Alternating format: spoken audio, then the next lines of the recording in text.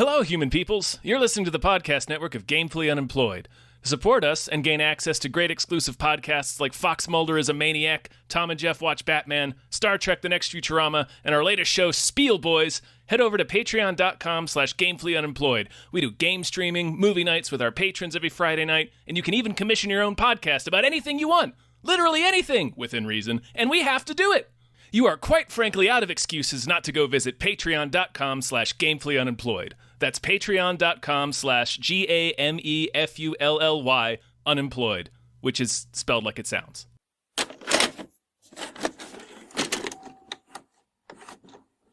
Yeah. You ready to get excited? School bus crash! About some heavy interpersonal drama?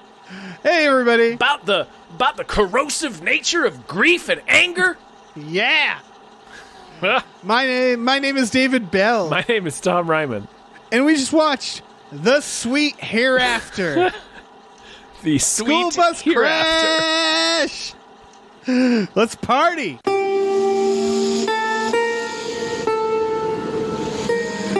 It's dull in our town since my playmates left. I can't forget that I'm bereft of all the pleasant sights they see, which the piper also promised me. In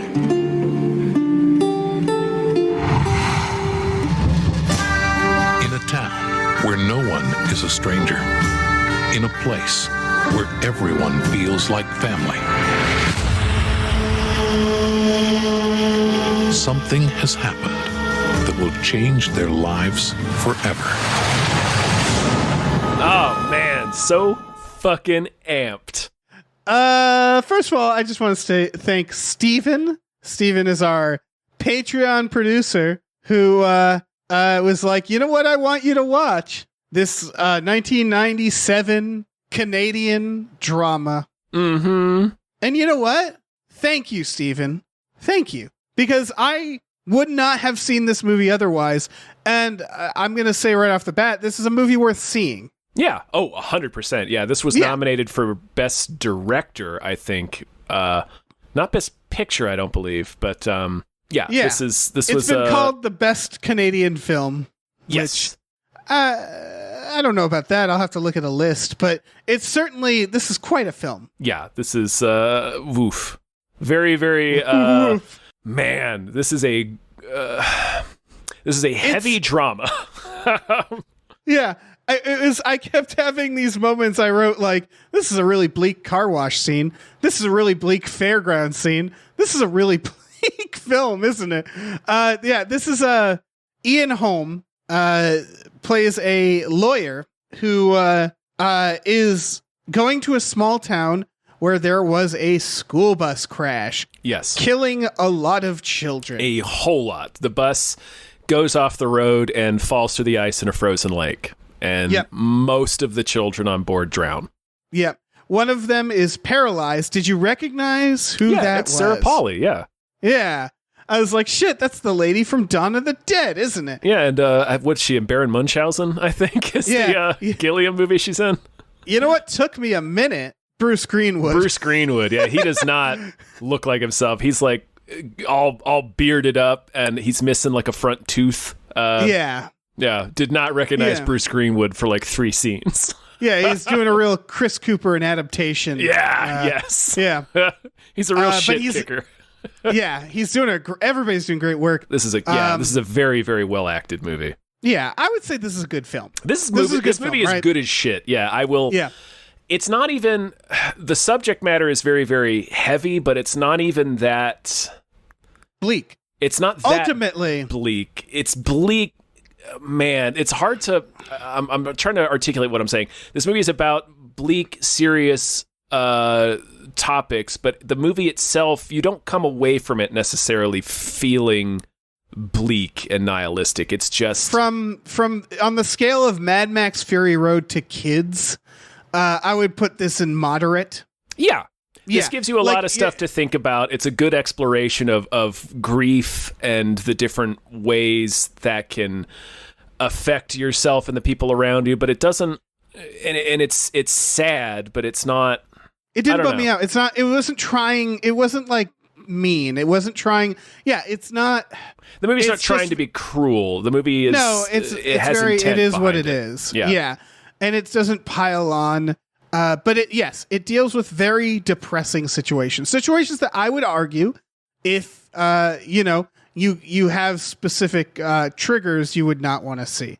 They deal with sexual assault, a father molesting a child. Mm-hmm. They deal with It's not portrayed gratuitously. I will say that very quickly. No, it's not. Again, I think that's what we're getting at. The film they don't show anything.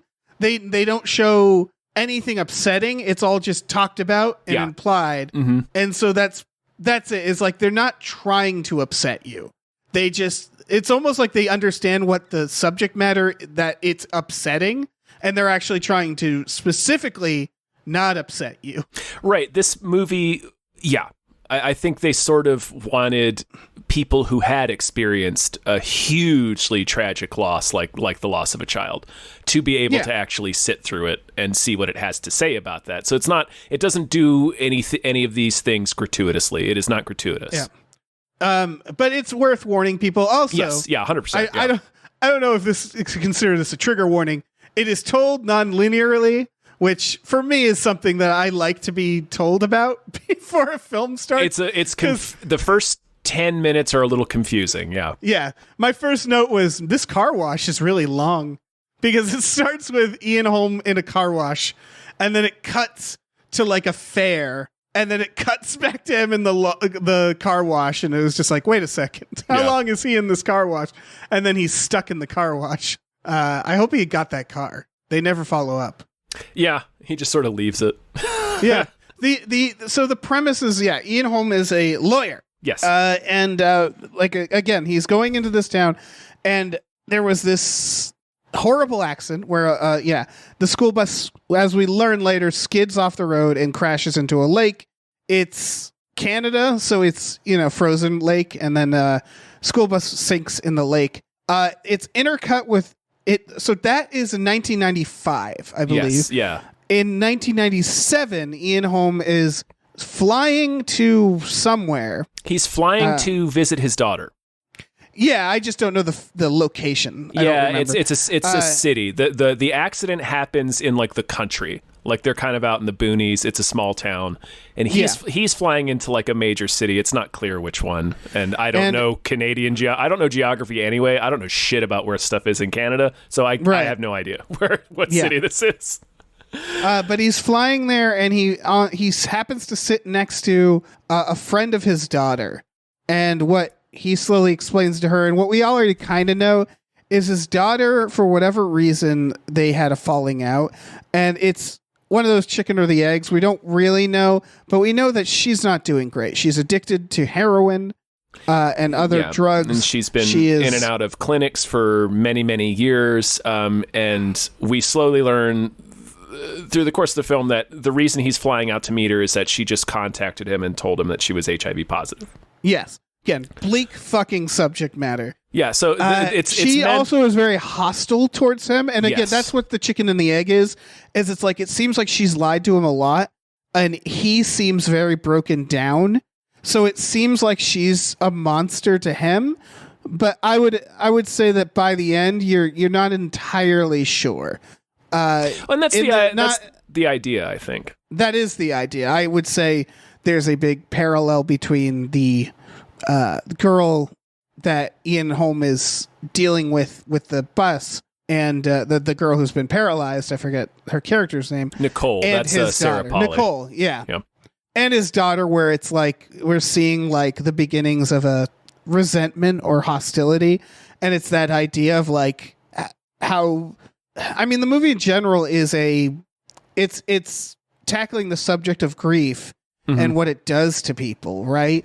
And it's mixed with parent relationships with their kids, and it's mixed with guilt. Yes. There's all those things. And anger.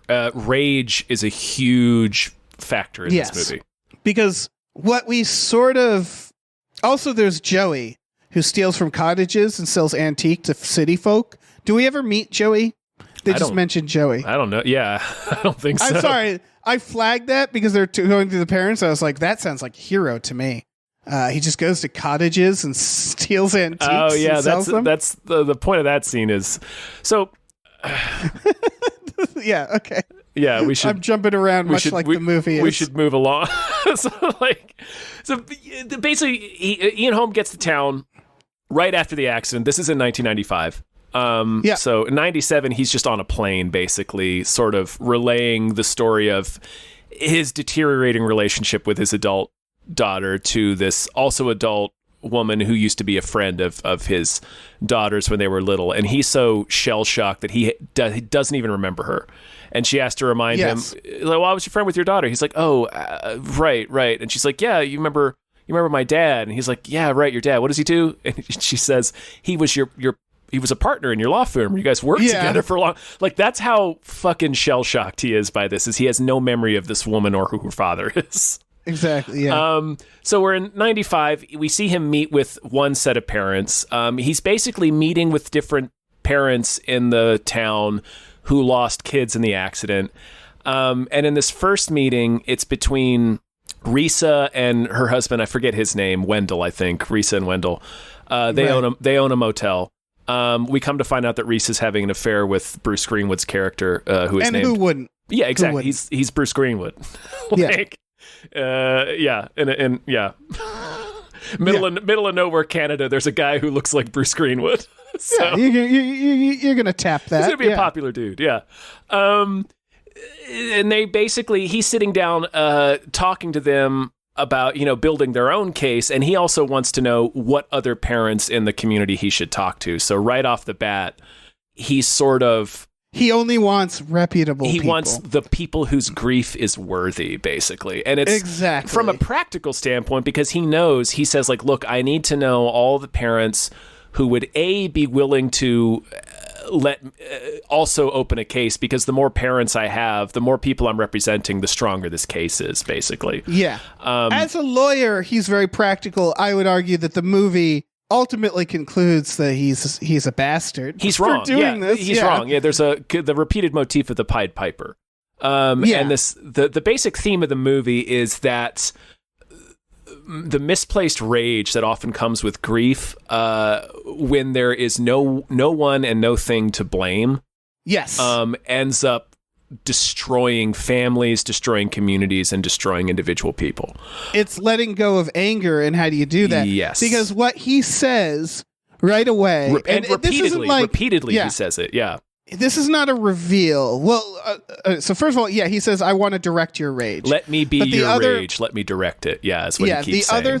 The other thing he says is, I don't believe in accidents.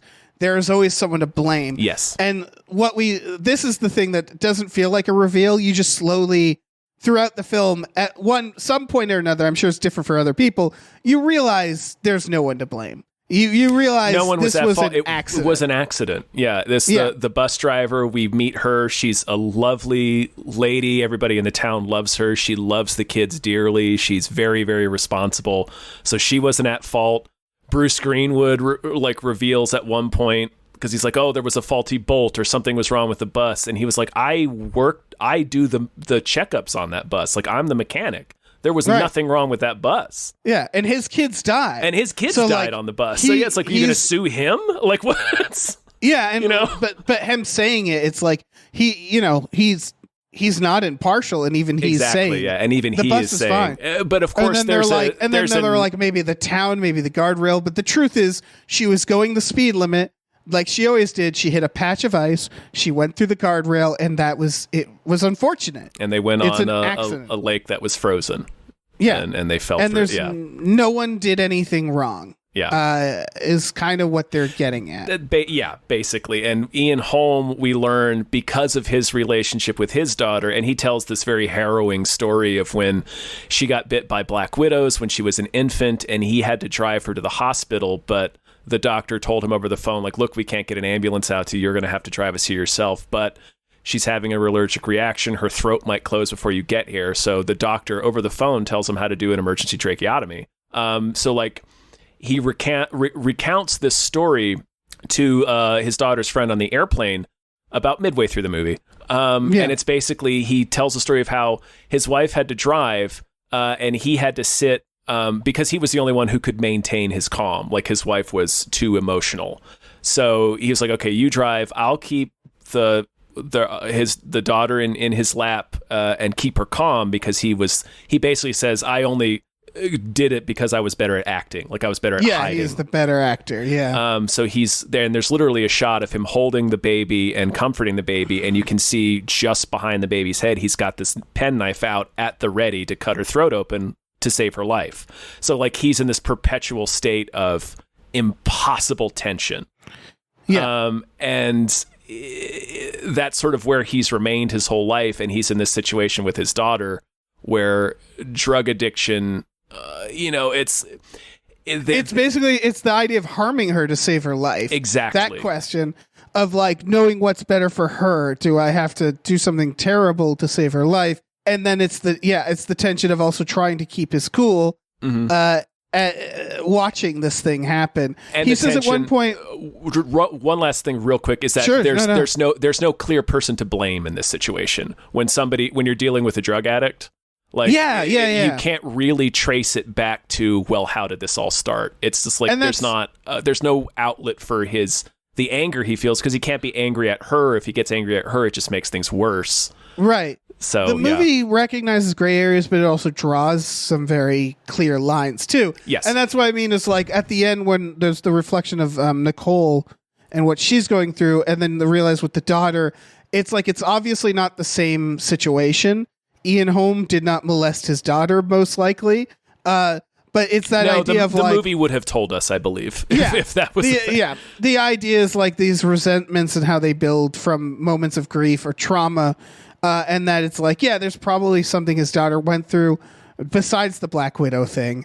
You know, there's all sorts of, and it's the point is that it's not clear most of the time. Again, it's not trying to say everything is gray area, because like the dad molesting his daughter, not good. That's good. Bad. Yeah, that's he looks bad. like Tommy Wiseau too, so that doesn't help. That doesn't help anybody. He looks a little like the preacher from Midnight Mass.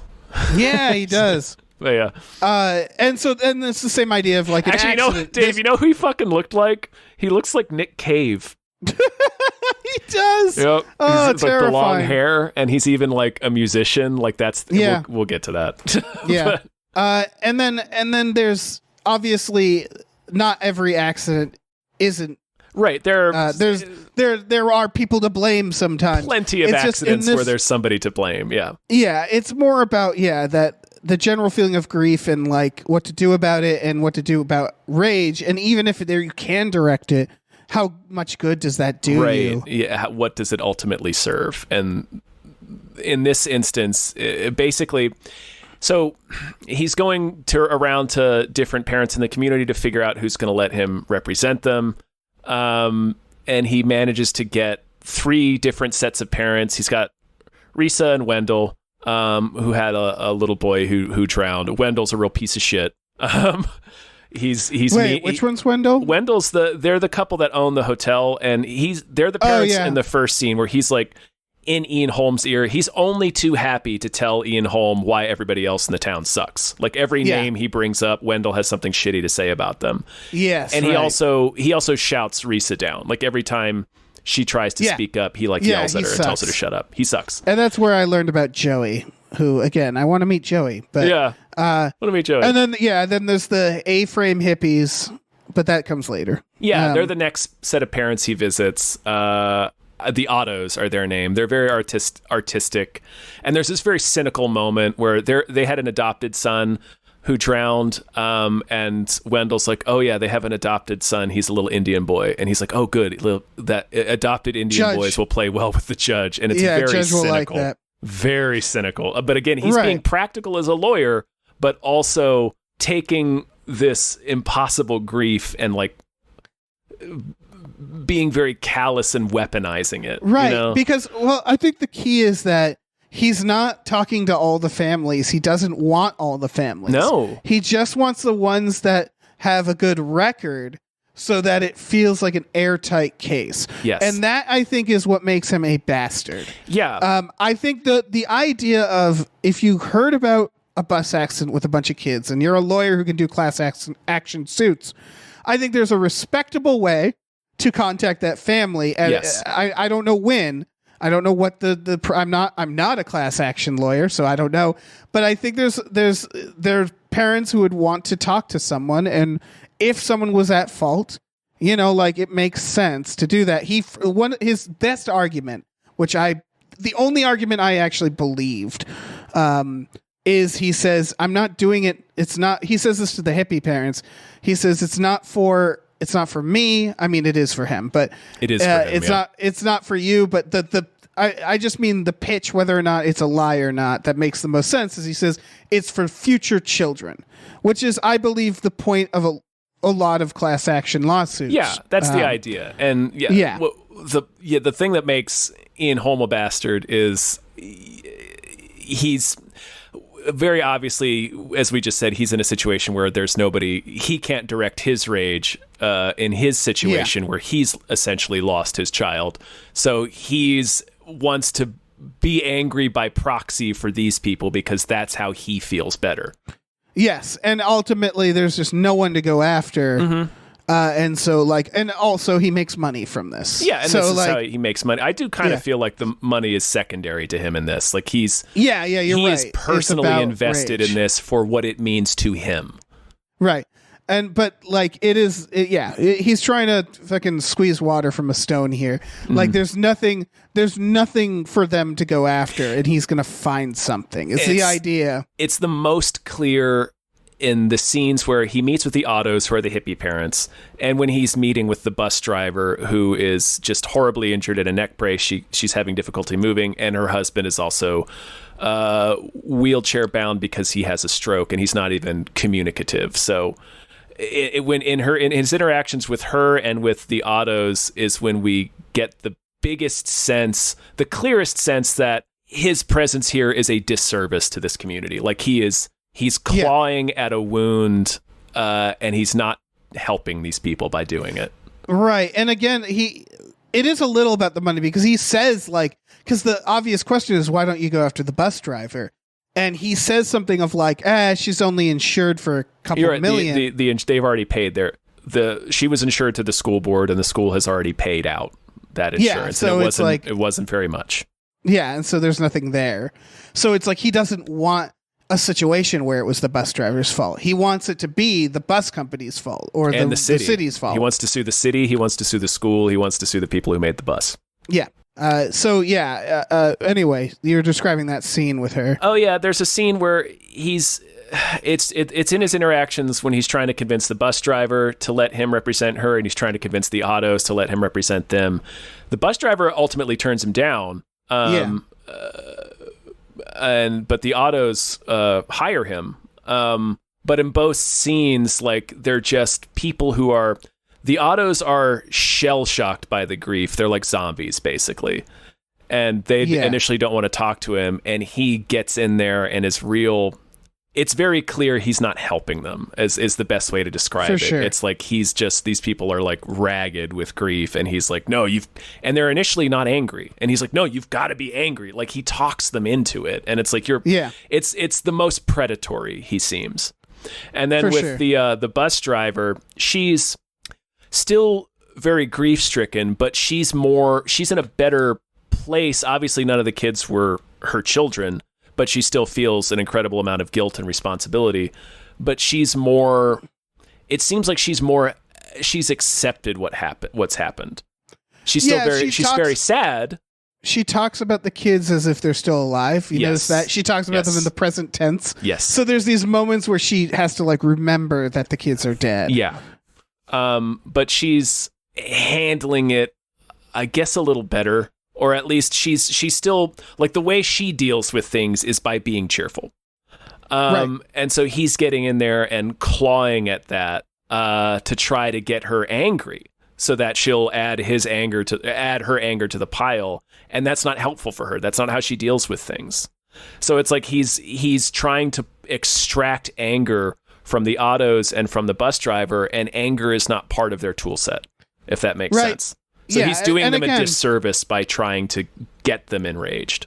Right, because, again, I think it's very clear it's an accident from the start. So, it's, again, the anger is understandable if there was something to be angry at. Right. And there's just nothing. And so he has to create the anger. He has to get them angry at nothing.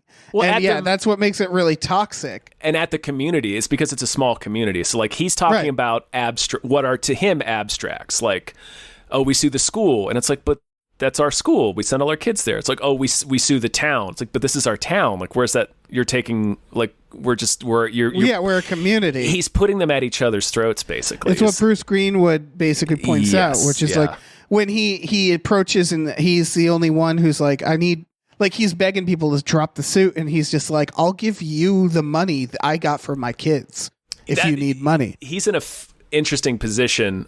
He's the town mechanic. His wife passed away a few years prior to the accident of cancer.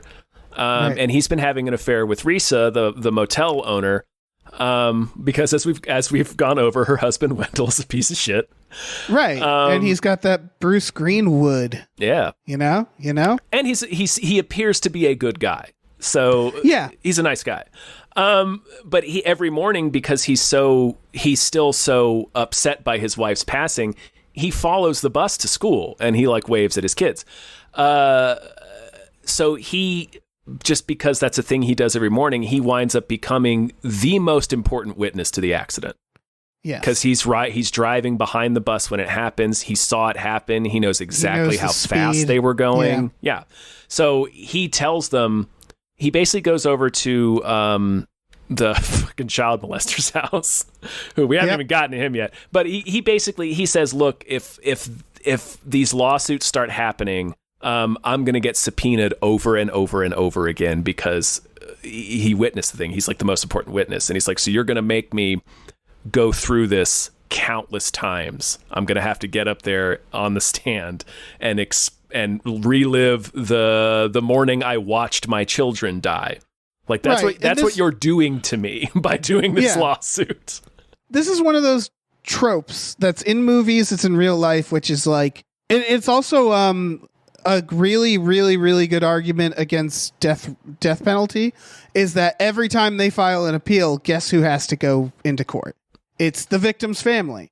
They have to relive it over, like the death penalty creates this situation where it stretches out the grief. And there's a lot of articles about how prosecutors will like treat the families like celebrities and then just ghost them when it's all over. And there's a lot of debate around these processes and what it actually does to the victims' families and how it ultimately doesn't help. And there's other avenues that could help them more with their grief, such as actually confronting the people who did the thing. That's a whole other conversation. But I guess what I'm saying is, where Bruce Greenwood is a very familiar thing, which is that when something gets drawn out in court, that means the victims have to relive the trauma over and over again. Yeah. And sometimes that's not worth it. Yeah. He doesn't want to do that shit. So he goes over to their house and he's like, listen, I'll give you my portion of the settlement because I don't have anything left. Like his kids are both dead. His wife is dead. It's just him. Like I have nothing. He's like, I have no use. I have no use for this money. Right. He's going to go on a fuck tour. Just fucking people in hotels. That, like it ends their relationship. Like it ends their affair. Oh yeah. Like he stops. He's like too. That's why it's a fuck tour. He'd go to exactly. Yeah. Other hotels. It's man. Yeah. No. And so like, and again, the other part of that is he says like, remember how we used to be a community that help each other? Mm-hmm. Like, why do we need this lawyer, this big city lawyer, this fast talking lawyer to come in and like tear us apart like this? Because then other families are getting other lawyers. And like, again, he didn't fucking represent everybody. Just only the three desirables. families, only the three parents who had the least in their background that a defense attorney could use against them. Yes. Which it's so cynical because you would argue like, why would a defense attorney use anything against anyone? Because it's their when job. It's this situation. Yeah. And so like, I don't know. Again, very cynical shit. And then you think like the bus driver is going to get fucked over because that seems like the logical and that's kind of what ends up happening Yes. For sure. We should talk about the other family. We should talk about the final family. Yeah. So this is a tricky family. This is the tricky family. So we've got Sam, the father, who looks like Nick Cave, and his teenage daughter, Nicole, who is Sarah Polley. And they clearly have a big bond over music. She plays guitar and sings, and he's like the school custodian, it seems. Right. And he's building built a big stage for her and her band to perform at the fair that's coming up, like right before the accident happens. But we also find out that part of this music rock star fantasy that they share involves they go to a candlelit barn every so often, and he molests her. Right. Which, terrible, also fire hazard. Yes. All those candles around that hay, that's not a good idea. No, that's a terrible idea. But yeah, that's not the main problem. No, that's not the main problem. So she's in the bus, and then she's also, there's this common thread for all these characters is everybody's life is intertwined, basically, because of the community. Yeah. There's the idea of community and the fact that this anger is just going to turn everybody against themselves and destroy the community, and for what good? Like, this is the moment when they need to be able to lean on each other. This is what the movie is saying, anyway. And did you get the vibe with the scumbag child molester father that he's like afraid he's going to get found out during all this too? Yes. Yeah, there's these moments where he's looking at her and he knows it's not related, but it's like she says stuff where she's like, any question you ask me, I'm going to tell the truth, and he gets terrified by that. Yep. Yeah. It's the fact that there's lawyers now and all this attention on them and their family. He is cagey. Yeah. Yeah. And they present that family as a model family. They keep saying, "Oh, they're great people," because they're he's hiding this horrible fucking thing he's doing. Yeah, and there's a little bit of that, like, you know, they're Risa and Billy are hiding an affair. I mean, it's way less serious. Billy seems. Yeah, I couldn't tell if Billy was concerned about that, but it felt more like he didn't want to relive the trauma. I think it's like it became like their bond. Their bond became shared grief, like, because Risa also lost her child, right? And that's just like not a good basis for a relationship. No. Especially not just one that's just sex, right? Just when you're just like, it's just like, right? Because the whole idea of like we see them together once before the accident, and they're just having fun. Like, it's not anything super serious. They're just like teenagers having fun almost, right? And it makes it emotional, basically. Yeah. It's like, it's a very practical, decision to be like, you know what, we probably shouldn't have sex anymore. Yeah, this is real heavy now. Yeah. So Sarah Polley survives the accident, but she's paralyzed from the waist down now. Yeah. So there's a couple of things that pass between her and her dad that are unsaid, and we're sort of left to us to infer.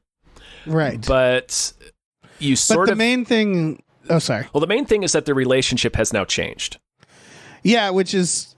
it was already fucked up, and then it becomes even more fucked up where it's like, it seems like he's not interested in her in any regard. Because she can't... And that's just like... She can't be the rock star fantasy for him anymore. And she says something to that effect. She says like, well, I'm just a wheelchair girl now. How can I be a rock star now? And there's this look that passes between them. So there's like... it's profoundly fucked up. Yeah, and there's a moment where he carries her into the bedroom, and then they kind of have a moment, and then he sort of awkwardly gets up and leaves. So it's like, oh, is this a moment where normally he might have abused her, and now he's not because she's in a wheelchair, and now he feels guilty about that, and it's making him feel guilty about what he's doing. And she feels all sorts of fucked up. Because it's the idea of like he's treating her like she's not desirable, which it's like he shouldn't have treated her like she was desirable in the first place, obviously. No. But she is the victim of abuse, and she has been like born into this situation, and who knows how long it's been happening. Yeah. So it's like this double fucked up for her. She feels unwanted by her dad. Because it's like the only way he was expressing love. Yep. Which is fucked. It's all kinds of fucked up. But basically, she is very sad and she's angry. And it's unclear It's all unsaid, so we're left to infer this. It's not clear whether she's angry at him. What exactly she's angry at him about? I think she is. I think she's angry at him, but I know, I don't think she could articulate it. She probably will be able to when she's older. Yes. But I think this is where the movie is drawing those lines where it's the anger and grief we saw that he was trying to milk out of those families was wrong and artificial, whereas this girl's anger is very justified. Yes. And it's not even about the crash. No. She is angry, and I guess that's what they're trying to show, which is that there are accidents and then there are not accidents. And what this man was doing to his daughter, not an accident. Not an accident. This is where you hire a lawyer. This is where you look for blame. This is where someone goes to jail. Yeah. And they're showing the very stark difference between the both, and how, like, in one instance, these people are struggling to get angry and struggling to find blame, but have that feeling like they need it.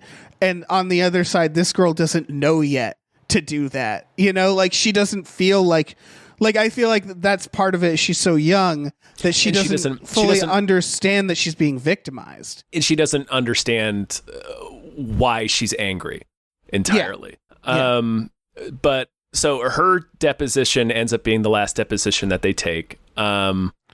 Ian Holmes says, well, he says he has her for last so that she can rest and recover, which is probably partially true, but also because hers is kind of the slam dunk deposition. Right. In the eyes of a courtroom and the eyes of optics. It's like, oh, this is the poor, injured girl whose life is now irreparably changed because of this accident. So right. And she's probably the only survivor being interviewed, like doing a deposition. It seems like she is the only child that survived the accident. I'm not entirely positive that that's correct. They do mention some other children lived, but we never meet them. Okay.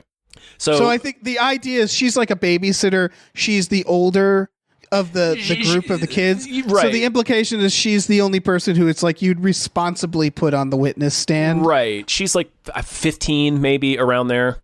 Yeah. Anyway, so she comes in to do her deposition. Up to this point, she has no memory of the accident.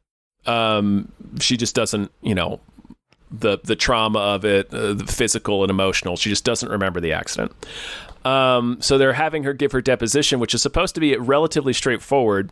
Her dad is in the room with her, and then Ian Holm is sitting next to her. And as she's giving her deposition, we see her decide to lie, basically. She lies and says the bus driver was speeding. And that going 70, and she saw it. Yeah, and that she was scared. She could see the speedometer, even though everything she's saying is demonstrably false. Like, obviously, Bruce Greenwood would testify that they weren't going 72 miles an hour. There's no way you can see the speedometer in a school bus unless you're over the line. Have to be... We forgot a very key detail. Oh, what's that? Is that when Bruce Greenwood goes over the house to convince them not to drop the lawsuit and explain why. Sir Polly overhears it. Yeah. So she knows that she knows what her parents want. They want the money. They want money. They want this. She knows that other people, that the other witness doesn't want to testify. And she knows how to tank the case. And she has... from all of that. She has a relationship with Billy, too. She has... it's not inappropriate, but she babysat his children before they died. They clearly, he gave her some of his dead wife's clothes because he's I don't know, I'm just gonna throw because he doesn't know what to do. He's actually a father figure. It seems like there's an interesting when she's babysitting his kids, and reading them the Pied Piper, and the Pied Piper is a repeated motif throughout the film because it's about a guy who does a job for this town. They stiff him on the bill, so he basically steals their kids as punishment because he's mad. And then there's a part where one of the kids stops her and says, "Why did the Pied Piper do that? Is he mean?" And she's like, "Well, no, he's not mean. He's just very angry." Right. So it's this idea of basically turning a community against itself because you're mad about money. But as she's reading the story, she's sitting there in between the two kids, and you can see a framed picture of their dead mother just over the kid's shoulder. So she's clearly occupying like a motherly role for them. Yes. So there's it's this idea of how the whole community is connected. Basically, all their lives are intertwined with each other.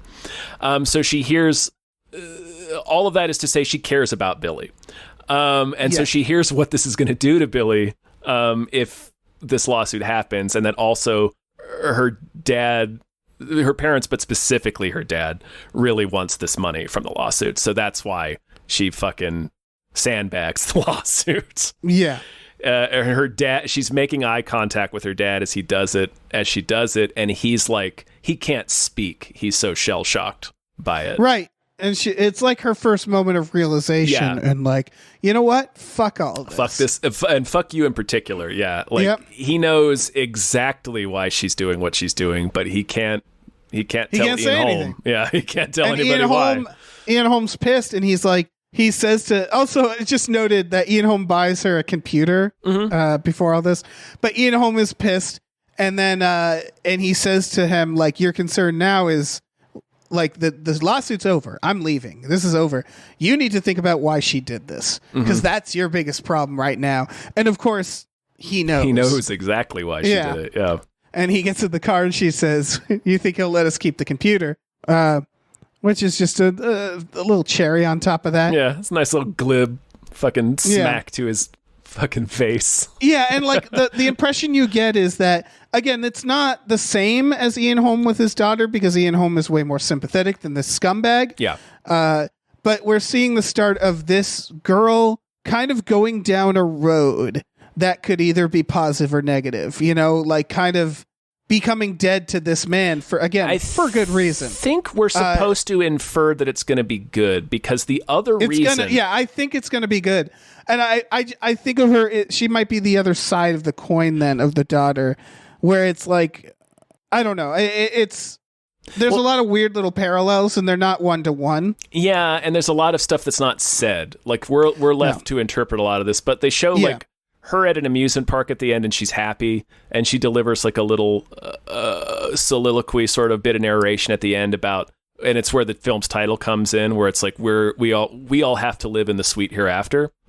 Yeah, that now this town is different after this. So she's basically, we've seen that she has roots in this community, and that she's got people she can actually depend on in this community.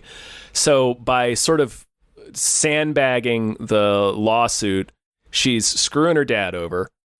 She's punishing her dad, but she's also preserving the community that she knows she'll be able to lean on instead of her dad. Right. Yeah. There's you're right. They never like wrap it up, but there's heavy implication that her dad is not going to be around much longer. No. And that's what this moment is signifying, is her ability to stand up for herself and she's got a clear father figure in Billy. There's other. They do a lot to show that she's doing this to preserve the community. Yeah, not just to punish her dad. Yeah, absolutely.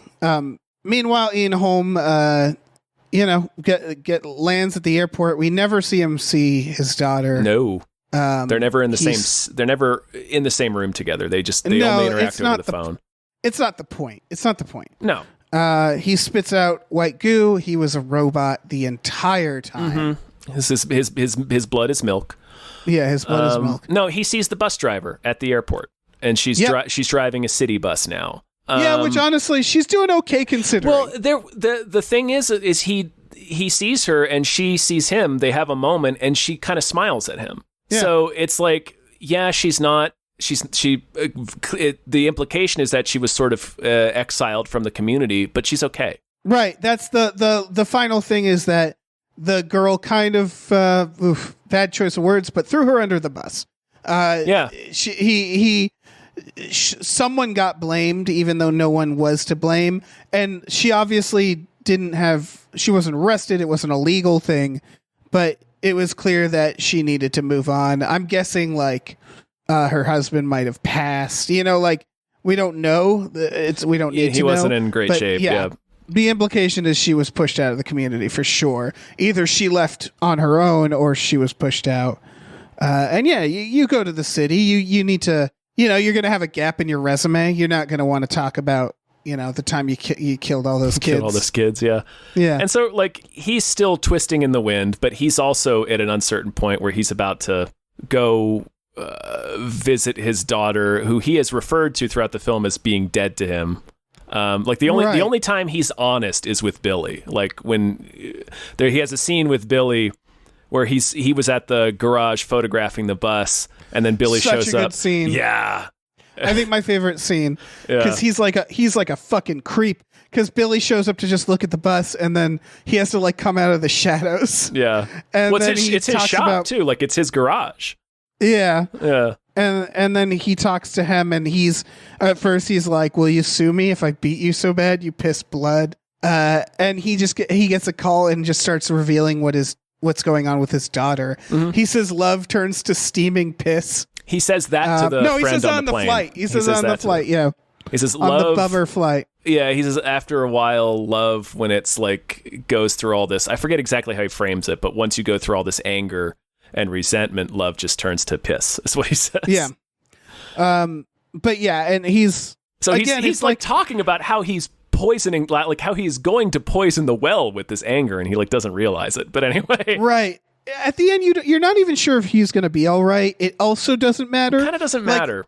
The movie presents like the only character that at the end I was like, oh, thank God, is Nicole. Like that's the only character that you're like, I really hope she makes it out of this okay. And for the considering her situation, it seems like she does. Yeah. Whereas like Ian Holm and his weird bitterness poisoning this town, and it's like you hope that he will learn from this. And there's never confirms it. Yeah, it's very open ended in a lot of ways. But there's also had Ian Holm never gone to this town, Sarah Polley might not have gotten the opportunity. That's true.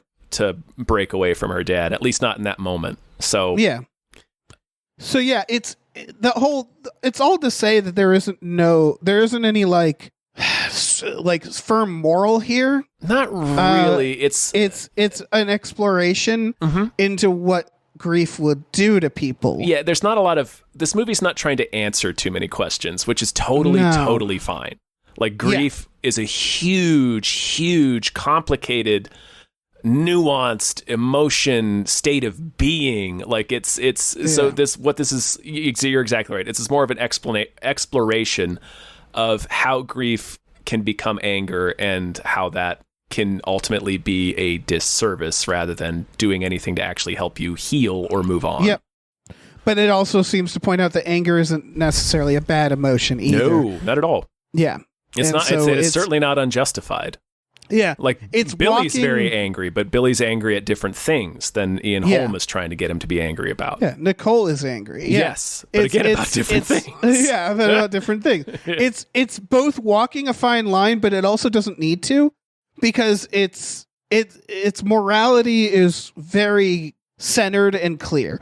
You know, like the people who made this, who wrote it, their moral compass is right on the mark. So we don't have to struggle with them trying to say something weird with it.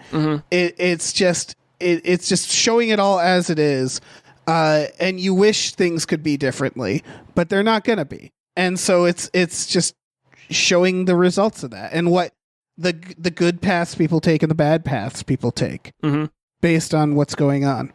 Yeah, you know, some people heal, some people don't. You know, maybe Ian Holm reunites with his daughter, and he's like, "I wouldn't have done it without a busload of dead kids. Thank you." He does have a moment, like in that scene. Another thing that's really good about that scene between him and Billy is, you know, he's honest with him. It's the only time he's honest with any of the parents.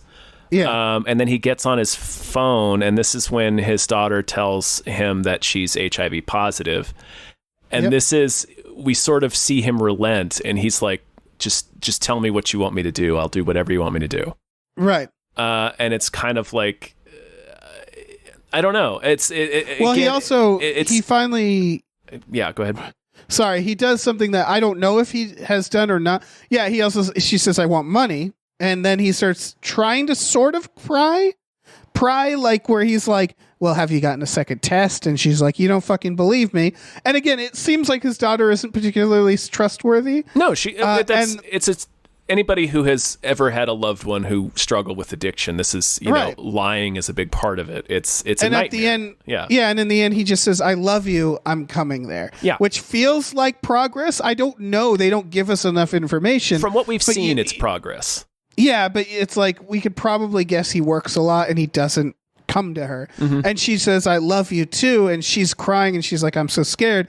And the realization is like, she really just kind of needs his support. Yeah, she just needs him. And he's probably just been writing checks and calling clinics, you know, and like not really. That's probably what she needs is to like be with him and for him and her to actually have a relationship. Yeah.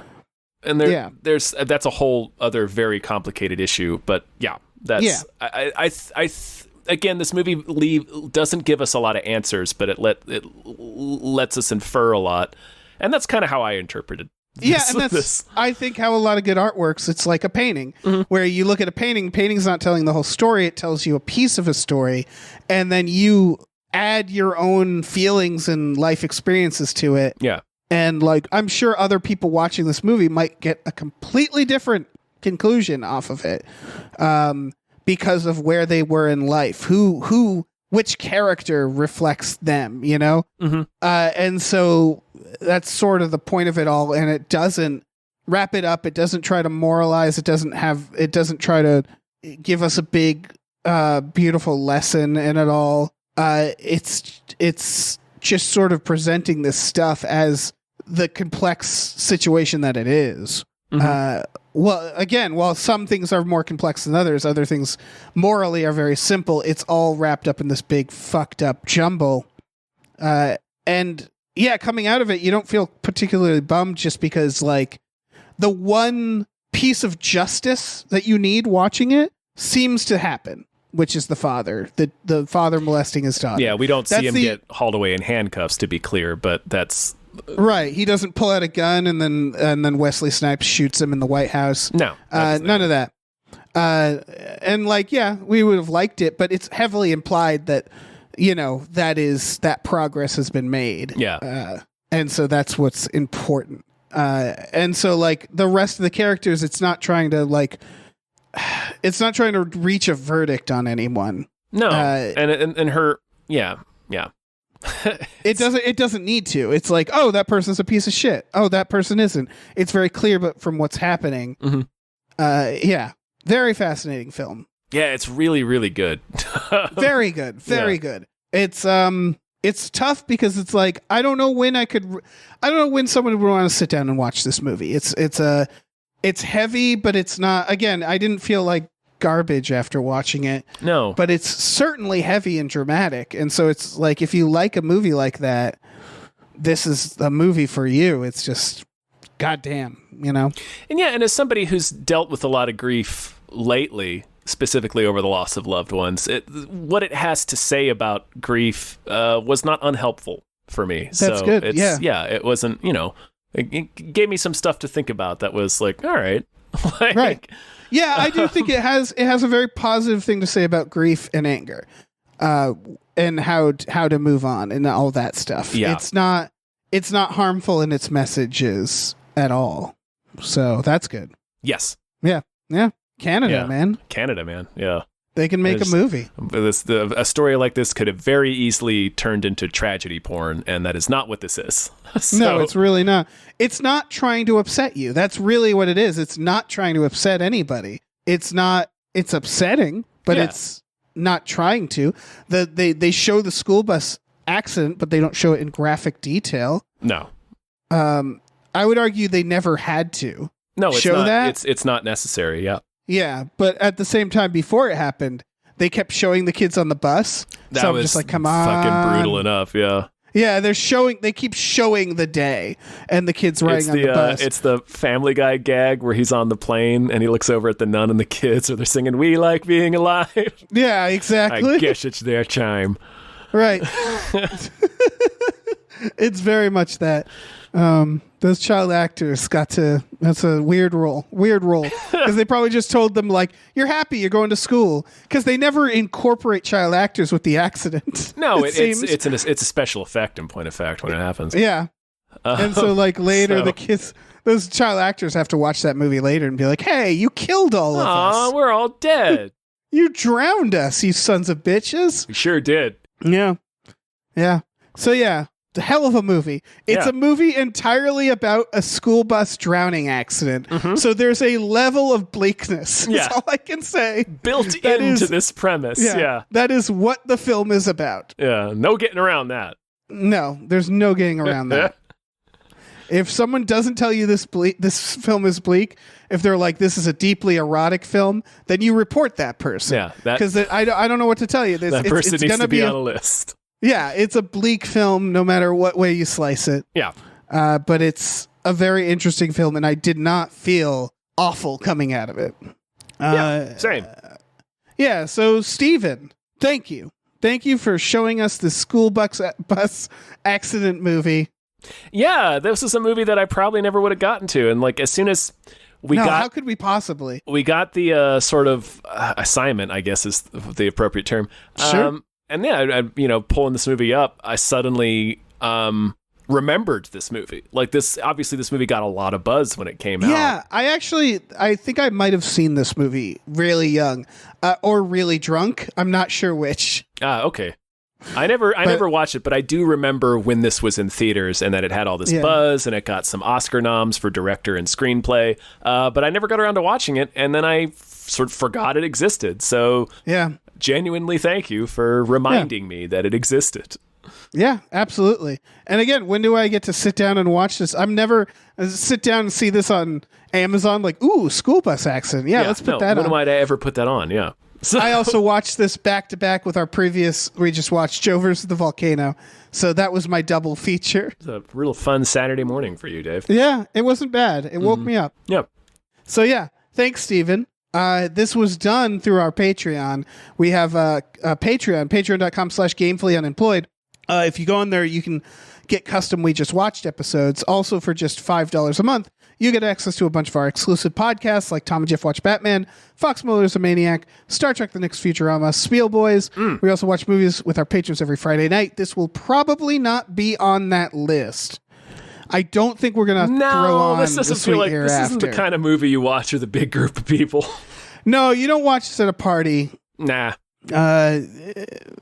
I'm pretty sure. I'm trying to think of an exception, but I don't think there is. Maybe like a kid's birthday party. You could throw this on for I'm the trying to think of kids. the worst movie I've ever been at a party that got thrown on. It might be Caligula. Yeah, that sounds about That's not right. a great. Like that sounds like a movie that'd be like Honestly, fun for a group of people to watch. It's not. When I lived at that punk house, we would put on movies like this. That's why I'm like, I might have seen this drunk, because we would just put on like art house films or indie films or like not obscure, but like 90s films that won awards. You're so fucking cool, Brewster. We also have a store. Head over to gamefullyunemployed.com where you'll find a link to our Teespring store, where we have all kinds of cool original artwork and designs you can get on t-shirts, mugs, stickers, posters, all sorts of things. So check that out. Check it out. I did tell you I watched Monsters Ball on a date, and that wasn't good. Oh yeah, I did watch Monsters Ball super drunk at somebody's house with a bunch of people. Yeah, that would be it. Not the That best would be the sitch. one. Not the best No. sitch for Monsters Ball.